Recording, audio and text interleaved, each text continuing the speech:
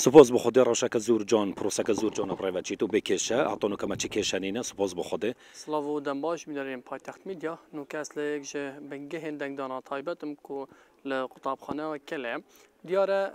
اوجه نوکاملی جهه که دست نشان کلیش بو دستگاه را گهاندن هم بجن سوری قضابر درجی تنی او جهات دست نشان کردن و کرا گهاندنی دو کم زیادتر زانیاره لسر ام بجن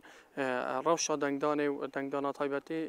ام بحث کن سیده آرید گلمنش کمیسیون کارمند کمیسیون آکره سیده آری اگر بما بحث کی روش جاره چواره سپاس بخوده روشک زور جان پروسک زور جان پرایوت تو بکشه اعطانو کما چی کشانینا سپاس بخوده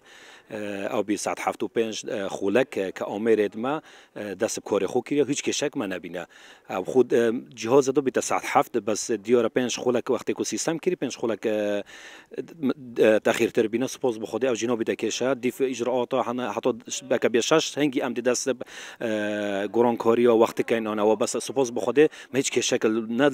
تاریخی و نه وقتها بینه آمریزا چکش بله ابي سپاس بخوده هیچ کشک من بیا پروسه که تو دیم چاو خوب شبکه زور رایکوپیک و زور جان و آمر ما شبکه زور رایکوپیک سپاس بخوده اعطانو که یه کارت کنه و هیچ کشکش منیه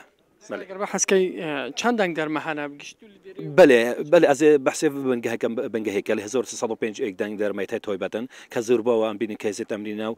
پلیس نرداتن که شبکه راس زور رایکوپیکتن سپاس بخوده یعنی پروسه که زور جان شب پرایوت و دنگ جی هوری کارن گلمو و سپاس بخوده افصال جهازیت ماجی شبکه زور رایکوپیک کار خود کن برای سرچه بله بینیم پایتخت تروکی و گلی بوی دیاره ل اوی بنگهی 1351 کسان مافی دنگدانا تایبت الوری هدی هم بیشین دزگن امناهی جی ده نویری و داکو دنگی خوب دن تنها دیم ویرج دم جمیر